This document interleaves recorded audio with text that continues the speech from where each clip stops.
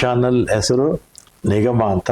ವಿಶೇಷವಾಗಿ ಈ ನಿಗಮ ಚಾನಲ್ಲು ನಮ್ಮ ರಾಜ್ಯದ 4 ಕಾರ್ಪೊರೇಷನ್ಗಳ ಸಂಬಂಧಪಟ್ಟ ಹಾಗೆ ಇಲ್ಲಿರ್ತಕ್ಕಂಥ ನೌಕರರ ಕುಂದುಕೊರತೆಗಳು ಮತ್ತು ಸಾರ್ವಜನಿಕರಿಂದ ಬಂದಂಥ ದೂರುಗಳನ್ನು ಇಲ್ಲಿರ್ತಕ್ಕಂಥ ಆಡಳಿತ ಮಂಡಳಿಯವರಿಗೆ ತಲುಪಿಸೋದ್ರ ಮುಖಾಂತರ ಸಾರ್ವಜನಿಕರಿಗೆ ಅವ್ರದ್ದೇ ಆದ ಕೊಡುಗೆಯನ್ನು ಸೇವೆ ಮಾಡೋದಕ್ಕೆ ಪ್ರಯತ್ನ ಮಾಡ್ತಾ ಇದ್ದಾರೆ.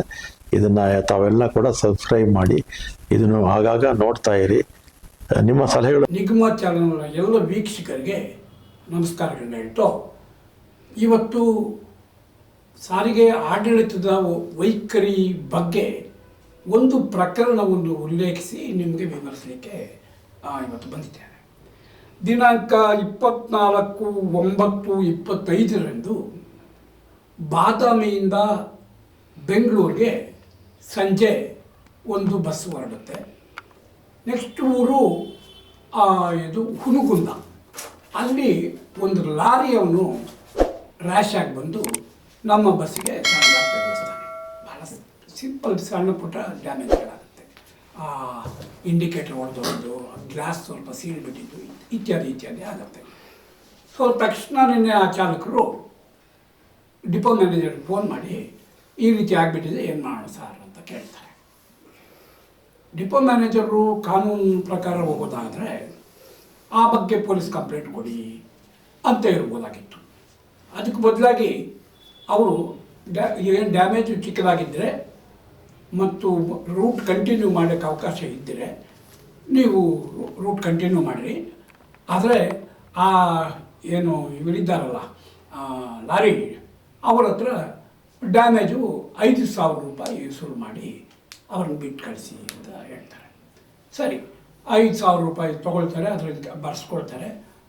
ಮತ್ತು ಬೆಂಗಳೂರುವರೆಗೂ ರೂಟ್ ಮಾಡ್ಕೊಂಡು ಬಂದು 2ನೇ ದಿವಸ 3ನೇ ದಿವಸನೂ ಡಿಪೋಗೆ ವಾಪಸ್ ಹೋಗ್ತಾರೆ.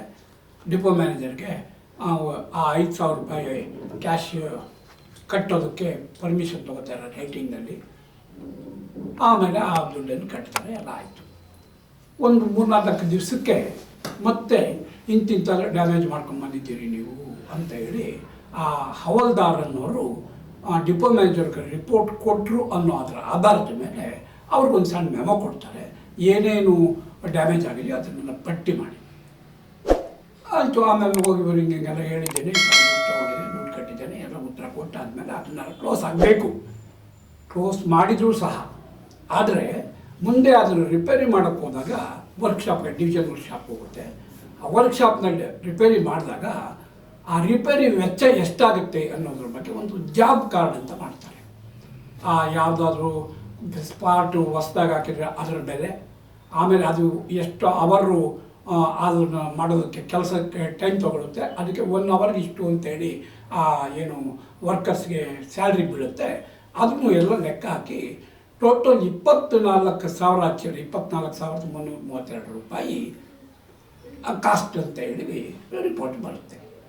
ಆಗ ಇವ್ರಿಗೆ 5,000 ರೂಪಾಯಿ ಮಾತ್ರ ತೊಗೊಂಡಿದ್ದೀನಲ್ಲ, ಅದ್ರ ಮೇಲೆ DC-ಗೆ ಒಂದು ರಿಪೋರ್ಟ್ ಹಾಕ್ತಾರೆ. ಈ ಥರದ್ದು ಇಂಥ ದಿವಸ ಆಕ್ಸಿಡೆಂಟ್ ಮಾಡ್ಕೊಂಡು ಬಂದರು, ಸೊ ಹೀಗೆ ಡ್ಯಾಮೇಜ್ ಆಗಿದೆ ಹೀಗೆ ಅಂತ.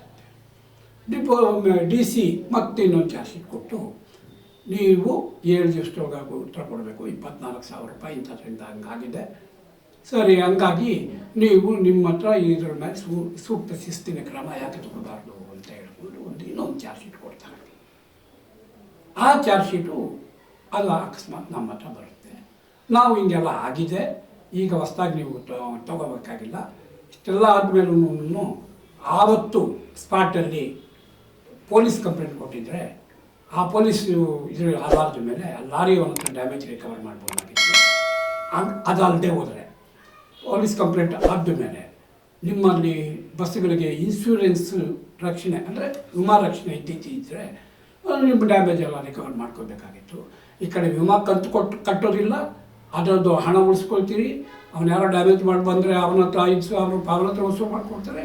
ಅದು ಬೇಕು, ಇದು ಬೇಕು, ಜೊತೆಗೆ 24,000 ರೂಪಾಯಿ ನಿಮ್ಮ ಹತ್ರ ಯಾಕೆ ವಸೂಲು ಮಾಡಬಾರ್ದು, ನಿಮ್ಮ ಮೇಲೆ ಸೀರಿಯಸ್ ಆ್ಯಕ್ಷನ್ ಯಾಕೆ ತಗೋಬಾರ್ದು ಅಂತ ಎಲ್ಲನೂ ಬರೀತೀರಿ. ಇದು ಸರಿಯಲ್ಲ, ಇದು ನ್ಯಾಯ ಅಲ್ಲ ಅಂತ ಹೇಳಿ ನಾವು ಉತ್ತರ ಬರೆದು ಆದ್ದರಿಂದ ಮುಂದಕ್ಕೆ ಅವರೇನೂ ಮಾಡಲಿಲ್ಲ. ಆದರೆ ನಾನು ಆ ವಿಚಾರದಲ್ಲಿ ಡಿಪೋ ಮ್ಯಾನೇಜರ್ ವಿರುದ್ಧ ಒಂದು ಕಂಪ್ಲೇಂಟ್ ಮಾಡಿದೆ.